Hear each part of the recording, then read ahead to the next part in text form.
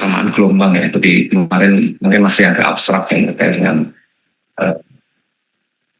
jadi itu basicnya itu dengan medium continuous.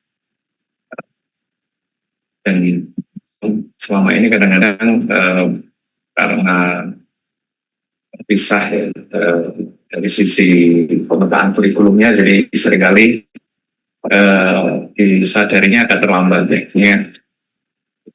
Jadi kadang di Indonesia itu konsep-konsep dasar fisika yang seharusnya itu kita dalami ya, itu dulu saya sendiri ngalami ya, bukan kehilangan motivasi sih, tapi intinya karena nggak kebayang kegunaannya untuk apa ya nantinya, sehingga ketika belajar itu ya sekedar jalan aja, ya dapat nilai bagus, tapi waktu itu belum tahu itu untuk apa. Nah, saya bayangkan andaikan itu mungkin waktu itu dijelaskan ya oleh ibu dosen, mungkin agak beda. Jadi motivasinya, saya dulu ingat waktu pertama kali datang itu saya S3, pas ada workshop tentang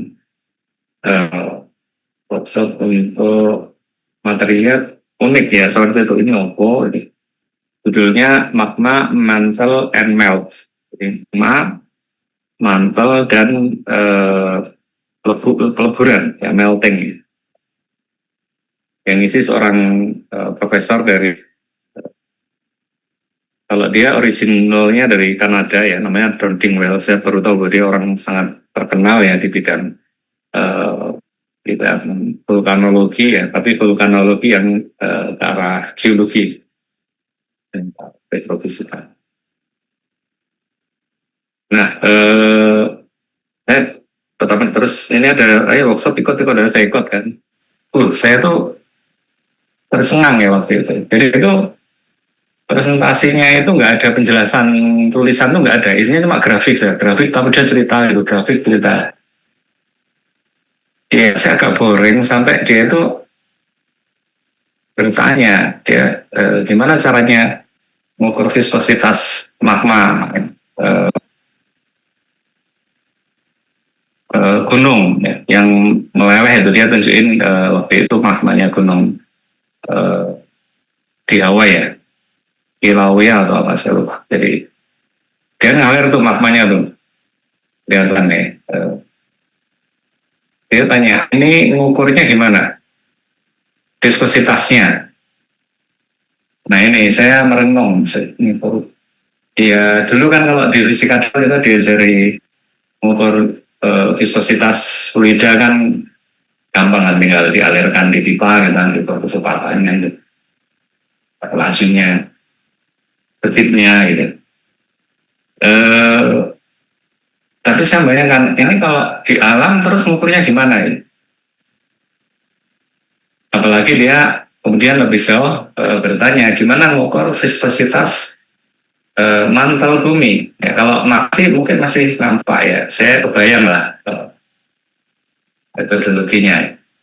Apalagi dengan teknologi sekarang kan kita bisa menggunakan kamera, image processor. Tapi yang menarik lagi dia tanya gimana mengukur viskositas mantel bumi. Mantel itu kan plastis ya, dia seperti magma itu, jadi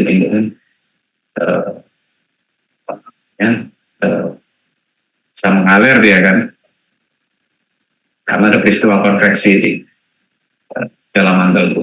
Nah ini kan saya udah kehilangan jawaban itu. Maka caranya nggak mungkin melihat apa namanya, mengukur saja nggak bisa. Manusia kan nggak bisa nembus sampai mantel sampai. Gimana coba? Dia cerita. Nah yang menarik itu dia bilang bahwa untuk mengukur, untuk menghitung secara kuantitatif dengan yang tinggi kata dia, viskositas magma itu adalah dengan termodinamika. Itu saya langsung terbuka itu langsung, wah setelah itu saya istilahnya ya jadi tambah semangat ya belajar basic itu, karena dulu pas saya kuliah S1 termodinamika itu sama sekali saya nggak tahu ini ilmu untuk apa ya, kecuali mesin Carnot gitu kan, saya kebayang untuk apa namanya pendingin kulkas gitu gitulah. Tapi selebihnya hukum ke nol itu untuk apa, hukum ke satu untuk apa, itu saya nggak kebayang itu. Itu semua aja lah, gampang loh. Biasa dapat akad itu termodinamika. Tapi itu gampang. Ini ya udah tahu lah. Oh nanti kegunaannya untuk. Tapi saya nggak kebayang bahwa ilmu ini itu nanti dipakai untuk bisa menentukan sifat mineral bumi dari permukaan sampai ke bawah, sampai ke inti bumi bahkan mantel bumi. Jadi intinya adalah termodinamika itu adalah sebuah tools untuk mengakses properti fisika atau kimia secara tidak langsung. Nah ini kan itu yang nggak sadar. Dulu mungkin pernah ya dosennya menjelaskan itu, tapi karena nggak ada contoh kan jadi nggak kebayang. Nggak ada contohnya deh, ya nggak kebayang. Mungkin pernah sih, tetapi karena nggak ada toladan, ya, silakan uang itu nggak kebayang. Nah saya baru itu setelah itu, oh, dan dia jelaskan dengan detail. Ini persamaan ke nol. Kalau dipakai di sini dia persamaan ke nol sama dinamika itu diturunkan sampai ketemu mineral-mineralnya. Papernya banyak dia. Kalau tertarik mendalami itu, kita belum banyak ahli. Ada yang besar, yang fisikal ya, fisikal tapi mendalami properti dari magma. Di geologi ada Pak Agung, tapi dari geokimia belum dalam fisika. Nah itu menarik. Nah sehingga mungkin yang tadi kembali ya ke mekanika medium sama. Dulu saya juga ini apa ilmu stress ini nggak ada gunanya. Baru setelah saya kebetulan waktu itu saya dapat topik risetnya psikologi, dan ini juga sesuatu yang baru saya tahu. Dan dia dulu S1 S2-nya itu bukan seismolog, bukan seismik ya, bukan. Itu saya non seismik. S1-nya juga magnetik, kemudian S2-nya magnetotelluric. Jadi sama sekali bukan awam ya, maksudnya nggak dalam itu saya. Tapi begitu dapat tawaran S3, saya tuh dapat tawaran S3 juga lucu. Saya tuh cuma ditawar aja. Saya kebetulan pas duduk di selasar lantai 3 itu ya, ada tamu dari ITS, saya masih ingat namanya Pak Chandra, saya dia dosen ITS waktu itu. Terus saya kan kenal kan, itu dulu juga aktif di Hagi ya, saya juga terus. Tapi mungkin dia pas lihat saya kan tahu saya waktu itu masih dosen baru gitu. Mas sudah S3 belum dia? Belum Pak. Mau nggak S3 di Munich kata dia, Jerman. Ini ada profesor nyari mahasiswa nih. Nah, terus dikasih nomornya, pesan email kan. Ya sudah, saya itu belum selesai S2 nih, saya masih mengerjakan tesis waktu. Tapi ya saya berarti saya kenal saya ini BB saya. Nah, yang menarik jawabannya dia itu enggak tanya macam-macam, dia kata saya ingat kalimatnya, hanya betul-betul satu kalimat saja. Maukah kamu belajar seismologi? Dia cuma gitu loh. Itu tanpa pikir panjang. Saya juga nggak kebayang, Pak, nanti sulit atau rumit. Dan saya bukan basicnya. Saya bilang mau. Saya sebenarnya juga pendek. Saya mau gitu. Jadi begitu saya bilang mau, dia jawab lagi. Karena kan saya tahu ada selisih waktu kan, jawabnya selisih tingkat tertulis ya. Nah dia cuma kasih. Terus dia lucu itu. Jawabannya cuma satu kata juga. Kapan mau berangkat gitu? Saya kan kaget. Jadi saya ingat itu bulan Agustus kalau nggak salah, Agustus atau Juli bahkan, bulan Juli. Kemudian dia cuma emailnya, saya emailnya kan masih ada, tapi saya pakai nomor email yang lama. Jawabannya cuma pendek.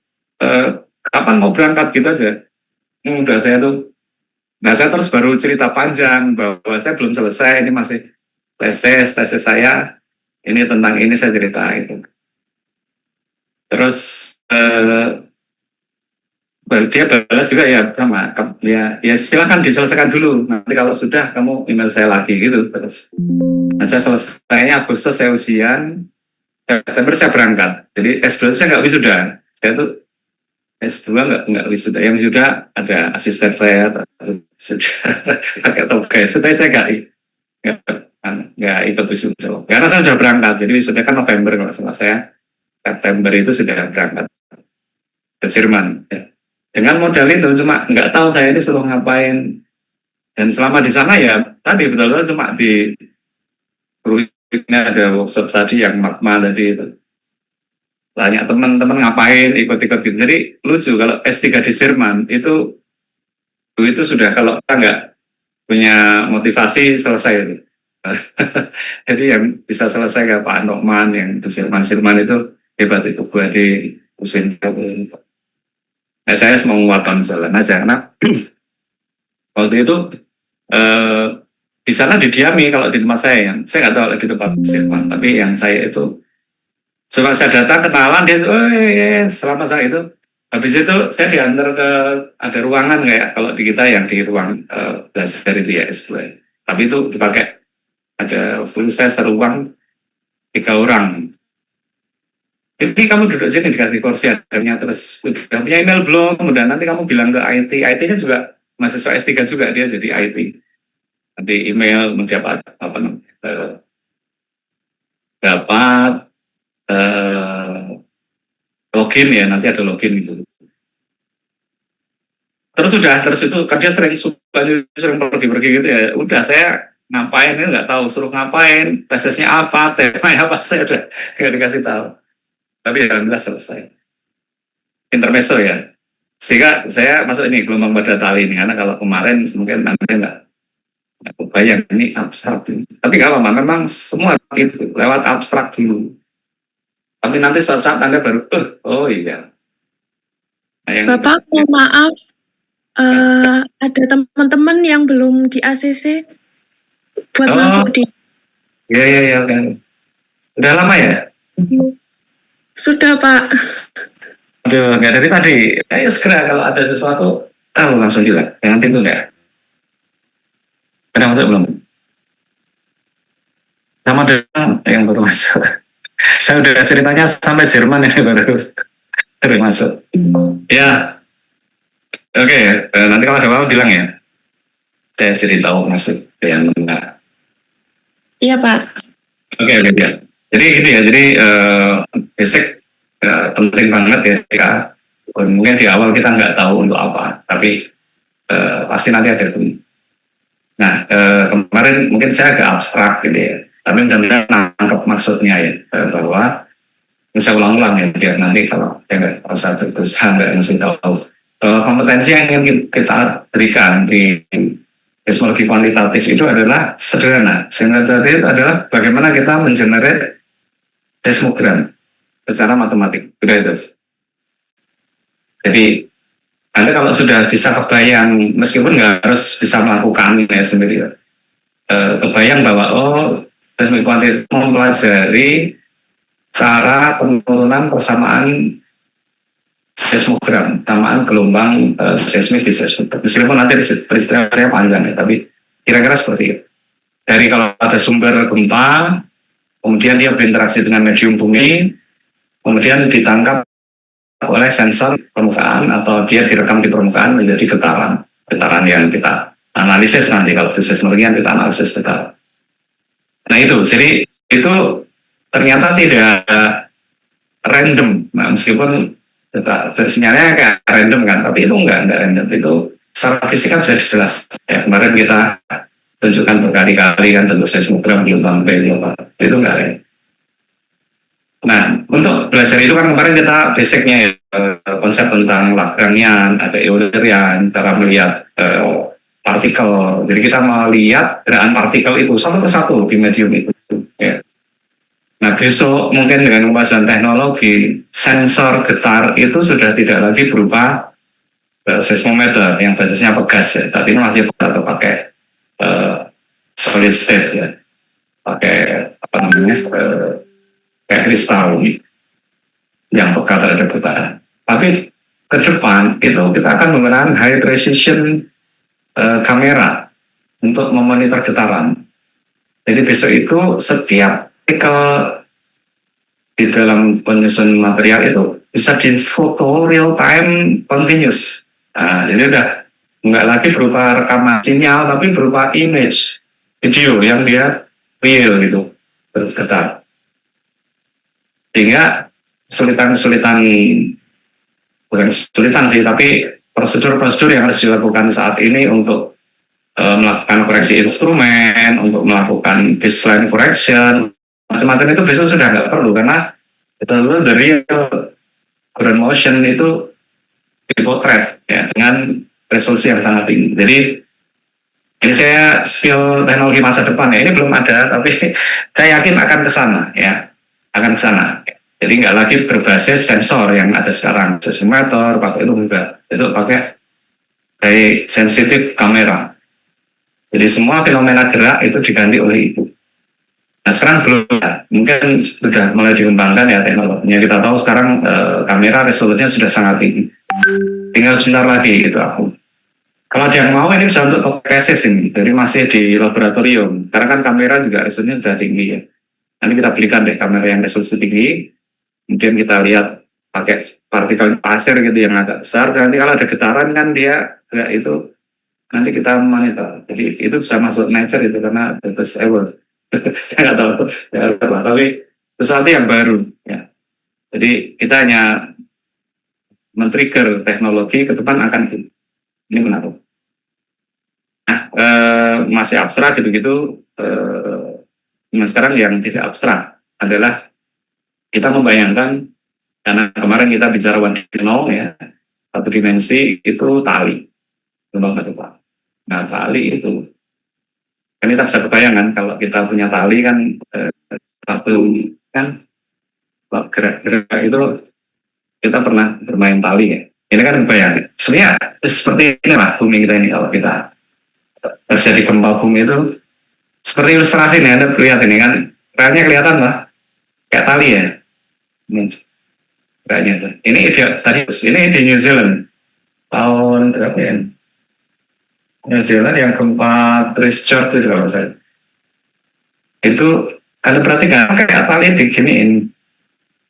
Jadi kalau pas gempanya itu dia ya gerak kayak tali, betul-betul kayak tali. Jadi gelombang gempa itu kalau secara one dimensional bisa kita pandang seperti gelombang tali. Nah kita ingin melakukan analisis secara analitik ya, secara matematik bagaimana gelombang pada tali itu. Ini yang paling simpel. Ini di buku-buku banyak dibahas. Di buku gelombang ada yang AGOC, kalau Anda pernah belajar untuk S1. Di buku seismologi juga ada yang banyak membahas. Nah, saya mengambil dari bukunya Stein yang merah itu. Di kampus. Dijelaskan, saya ngambil itu, saya tersematkan pakai ChatGPT itu. Nah, kita bayangkan kalau ada string atau tali, ya, tipis, lentur, ya tipis ya, tidak ada ketebalan, tapi ya kita bayangkan ini agak tebal gitu. Memanjang pada sumbu X yang ditarik dengan daya tau ini. Daya tau, karena satu dimensi juga ini simbolnya kayak stres gitu. Kemudian posisi tali ya. Ini adalah sebenarnya displacement ya. Displacement itu perpindahan pada posisi X, T. Jadi sepanjang X, panjang waktu. Jadi Anda perhatikan ada dua variabel di sini, spasialnya X, time-nya waktu. Untuk benda dua dimensi nanti ya, kalau dua dimensi berarti nanti ada X, Y, dan T. Kalau tiga dimensi nanti ya kita akan masuk ke sana ya. Itu nanti berarti X, Y, Z, T. Ya. Jadi ini sebenarnya bukan ini hanya ya biar familiar aja kita biasanya X, Y kan. Tapi ini adalah dimensinya ini si U ini, displacement. Jadi kan ketarik seperti ini lah. Kemudian pada keadaan awal tali seimbang. Jadi displacement ini di semua titik pada X dan T 0 karena nggak ada gangguan.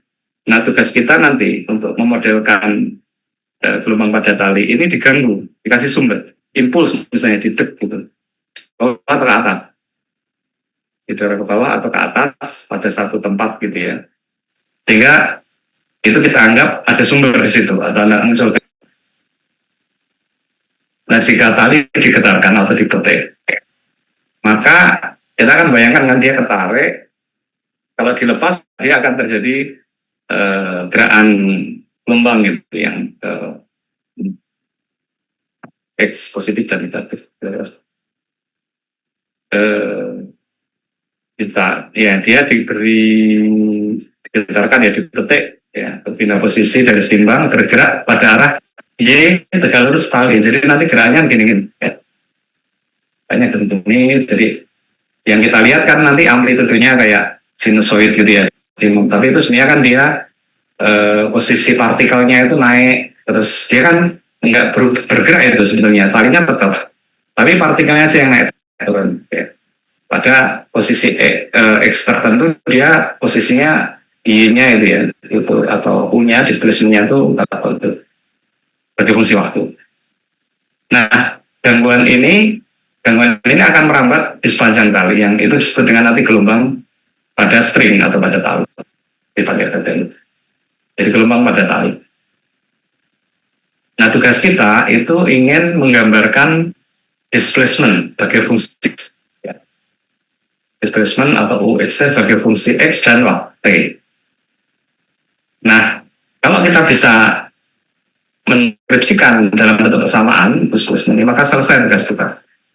Cuma masalahnya nanti seperti apa itu setelah kita ketemu persamaannya, terus bentuknya kayak apa? Nah itu yang kalau di geofisika selalu seperti itu ya, yang membedakan dengan teman-teman fisika teori. Karena fisika teori sudah selesai membuktikan misalnya persamaan atau berdua hipotesis gitu ya, aksioma gitu, itu dia sudah selesai. Kalau geofisika belum. Geofisika begitu itu selesai membuktikan atau menyelesaikan misalnya dislocation pada jarak X karena ada single force vertikal ke atas.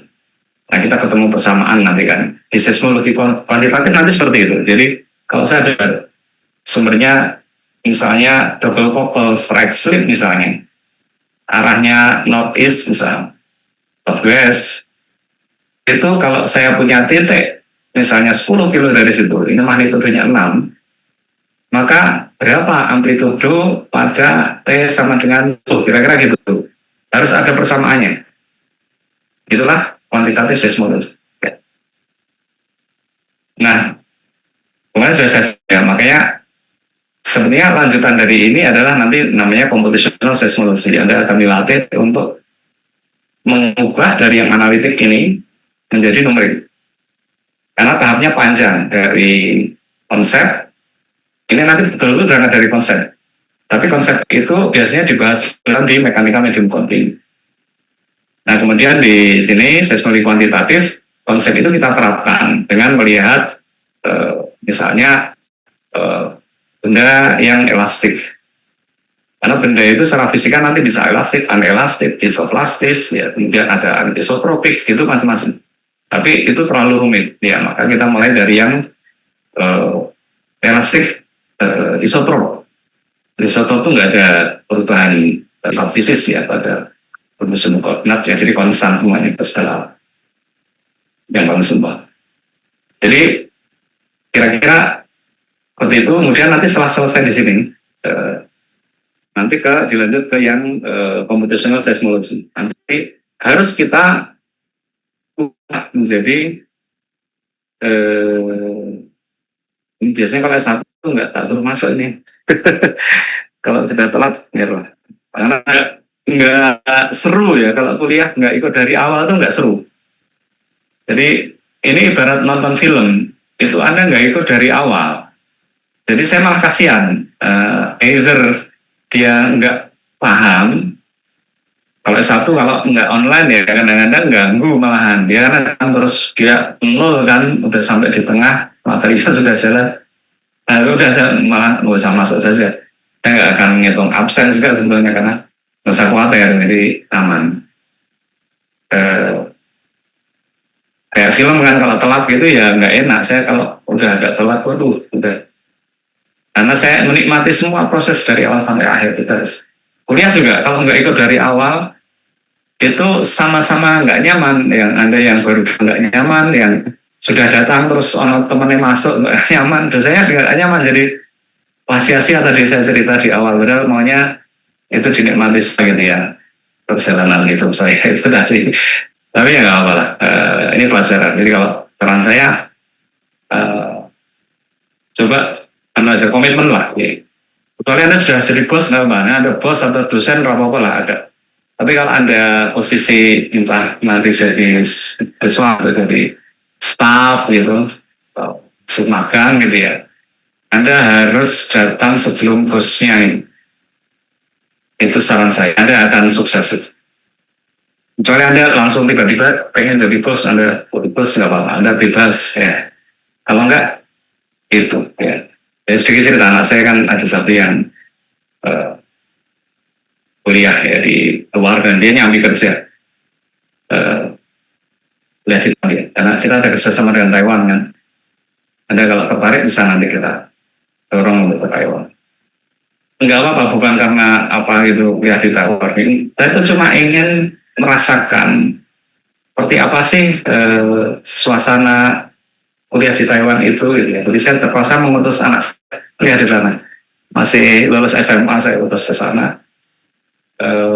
Biar tahu gitu, karena banyak laporan-laporan kan, ada yang sudah ke sana, wah enak, enggak, makanannya enggak enak gitu kan, terus kulturnya beda gitu, ini susah itu susah gitu. Jadi nah biar satu ada komparasi lah.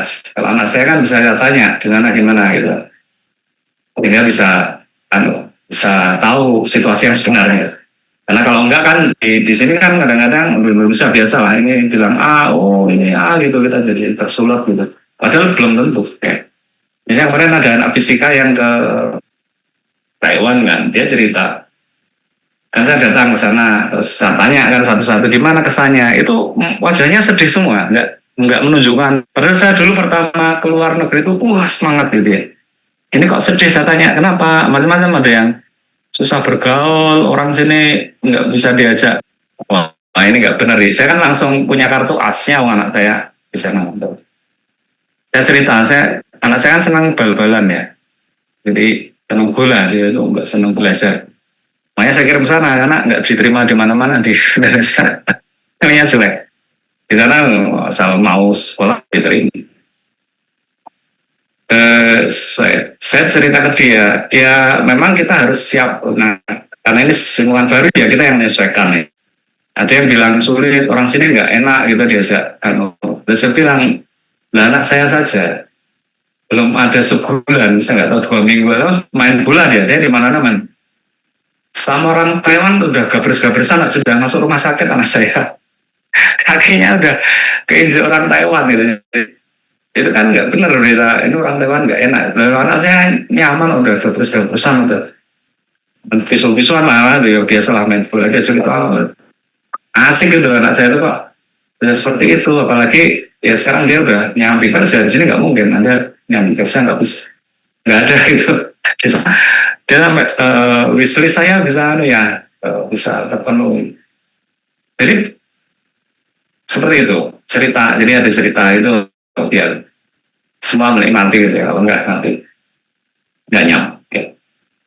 Nah kembali yang di Taiwan itu ya itu kuncinya ya harus disiplin. Kalau enggak udah ditinggal kita udah nggak dipakai kata jamnya kerja janji misalnya pagi gitu kan, pagi dengan jam 7 atau jam 8 siang. Oke, harus orang sana nggak marah katanya, tapi dilihat kalau dia nggak disiplin, udah nanti nggak akan dikasih jadwal, lama-lama ya dia nggak kerja sih.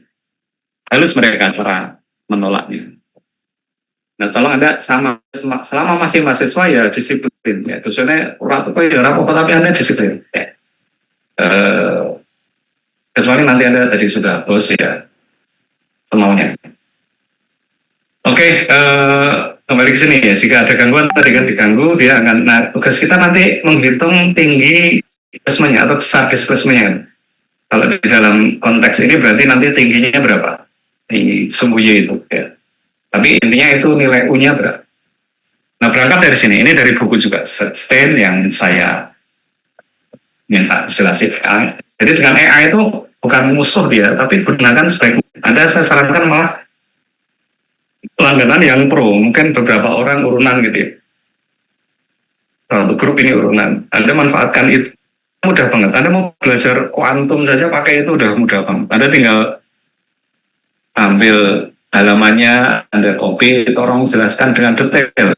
Dia jelasin. Kurang detail, jelasin lagi. Yang ini kenapa setengah? Yang itu kenapa vektornya jadi berubah seperti ini? Itu dijelasin semua.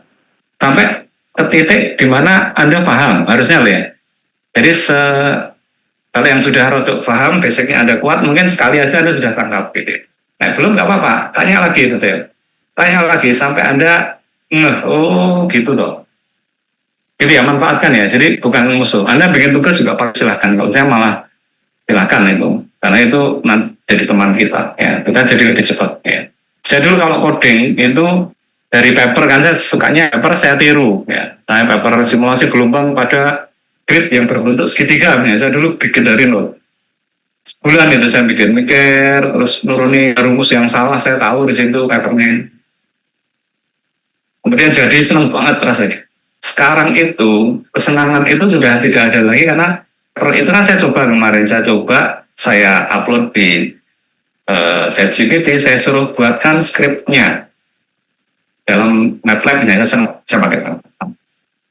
Jadi betul, saya cek kan karena saya sudah tahu hasilnya kayak apa, saya tahu, wah bener, dan itu nggak 10 menit, gitu. Jadi betapa AI ini sebenarnya mempercepat proses, ya, termasuk mempercepat Anda memahami sesuatu, membantu Anda.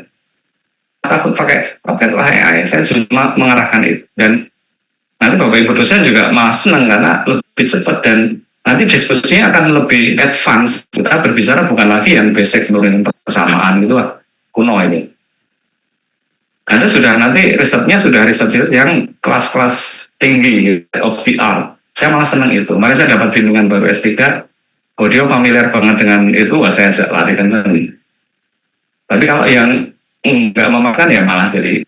Tapi basicnya harus kuat dulu. Kalau enggak ya saya ada juga yang tapi ya karena basicnya nggak kuat terkosong itu karena dia nggak paham apa yang muncul layar disuruh jelasin nggak bisa. Nah itu jangan ada bisa.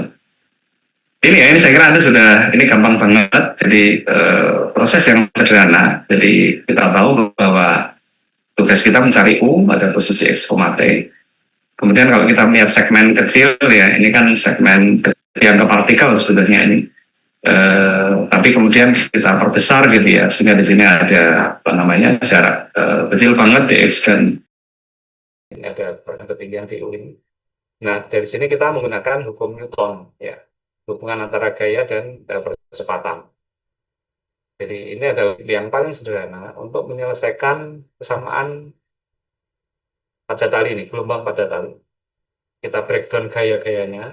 Di sini kan tadi gayanya tau kan, sama kan tau ke segala arah dia tau, ke kanan tau, ini sebenarnya ke kiri juga ada tau. Nah ini ada ya ini tau, ini tau. Nah tapi ketika kita meninjau di segmen yang posisinya berbeda di U, T dan U, E ditambah DX karena ada selisih sedikit segmennya T, maka kita mendapatkan selisih gaya. Ya. Nah karena ada selisih gaya, kita tahu menurut hukum Newton akan ada percepatan di situ yang sebanding dengan gaya. Jadi kita akan mencari gaya total yang bekerja pada segmen tali itu, ya. Dan itu nanti ada hubungannya dengan nilai. Nah kita pecahkan di situ, jadi ada komponen gaya pada arah Y kan, kalau yang ini ya naik turun ya, ini ada tau sin theta 2, jadi theta 2 yang sebelah kanan dan dikurangi yang tau sin theta 1, ya seperti itu. Jadi kita mencari pada arah selisih gaya pada arah Y, karena saya mau tahu displacement pada arah Y-nya. Jadi yang saya lihat adalah gaya-gaya di arah. Nah kita tahu kalau tau-nya itu, tetanya ini kecil, maka sin theta dapat didekati dengan tangan. Tetanya kecil, Anda bisa coba sendiri nanti di Excel atau di kalkulator.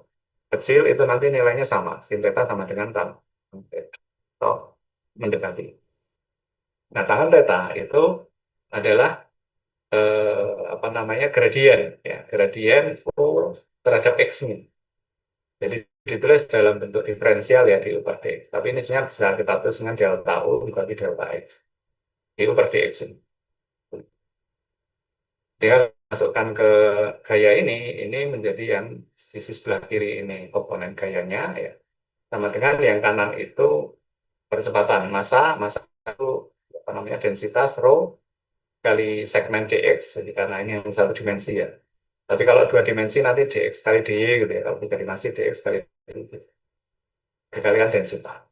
Dan dikalikan kecepatan. Kecepatan itu tidak lain adalah diferensial dua kali terhadap waktu dari displacement. Ini saya kira sudah tahu.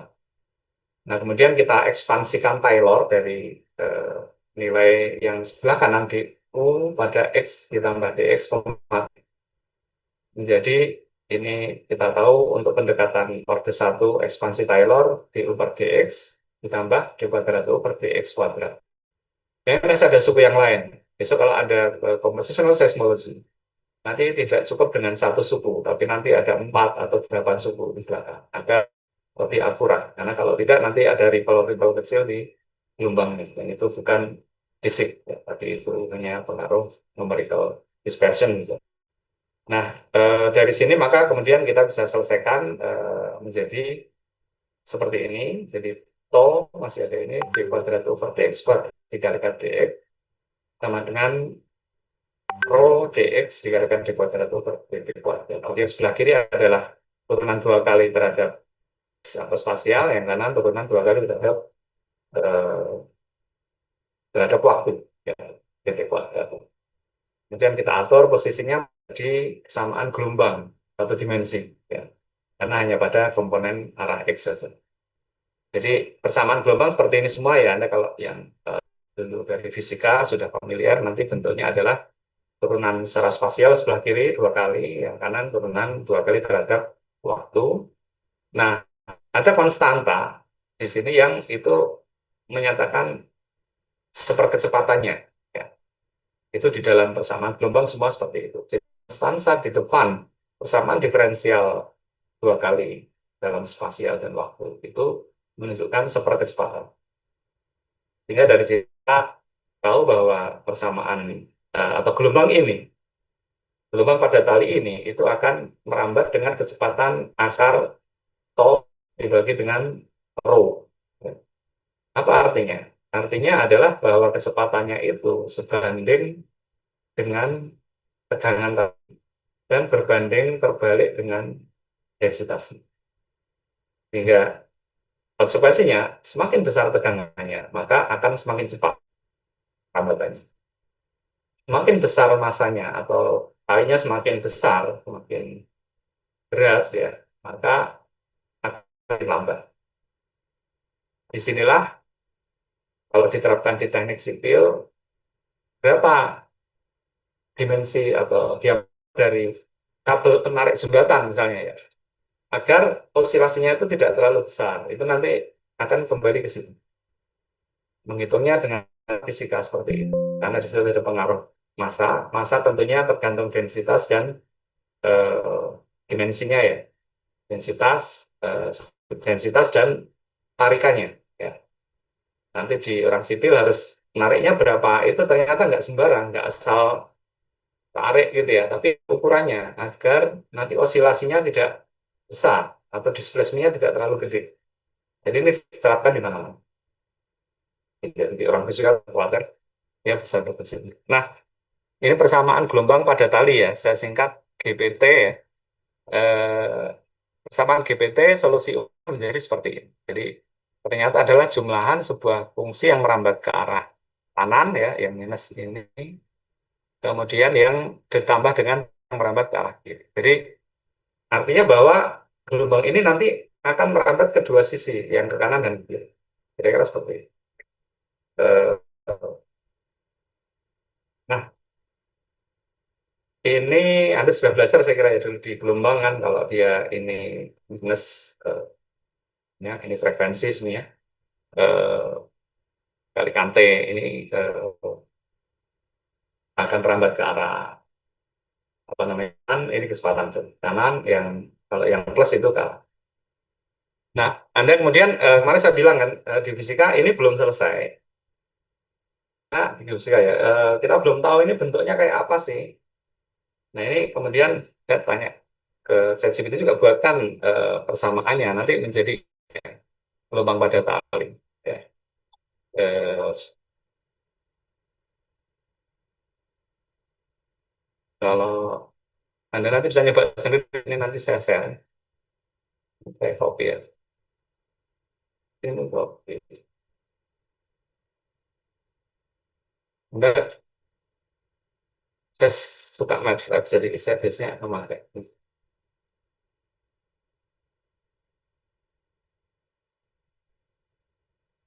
Nah, bentuknya kayak gitu lah. Ya, kurang lebih. Tapi ini yang masih ke arah kanan. Ditambahi yang kemudian kalau bisa tambah yang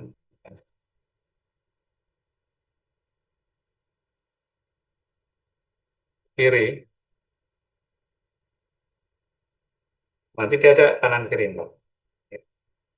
Jadi penyelesaian analitik dari eh, persamaan gelombang pada tali itu seperti ini. Anda nanti anu ya, coba sendiri, terus Anda explore sendiri. Kemudian ini masih analitik solo, jadi ini hanya menggeser gitu ya ke arah kanan dengan kecepatan tertentu yang kita setting. Nah, tetapi nanti kita bisa betul-betul memodelkan secara kuantitatif. Tapi sebenarnya ini nanti ke lebih kepada eh, computational seismology. Ya.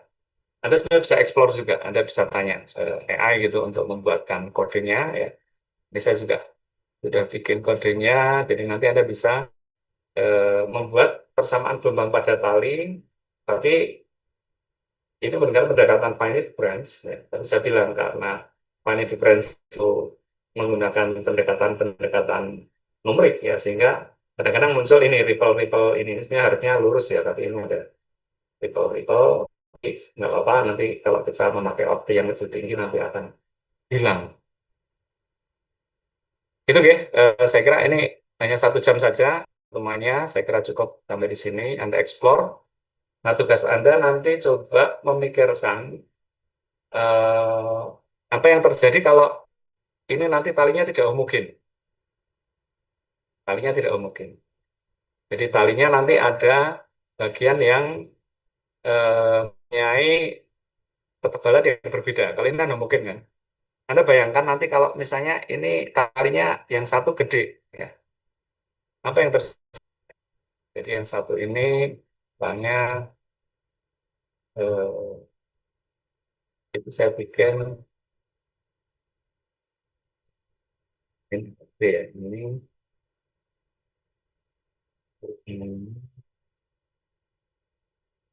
agak tipis.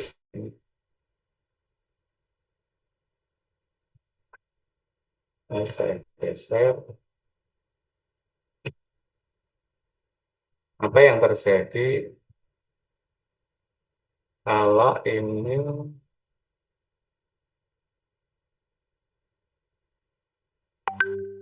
nggak usah dihitung apa cuma untuk anak secara konsep saja Anda mudah-mudahan bayangin aja ini kalau ada ini ada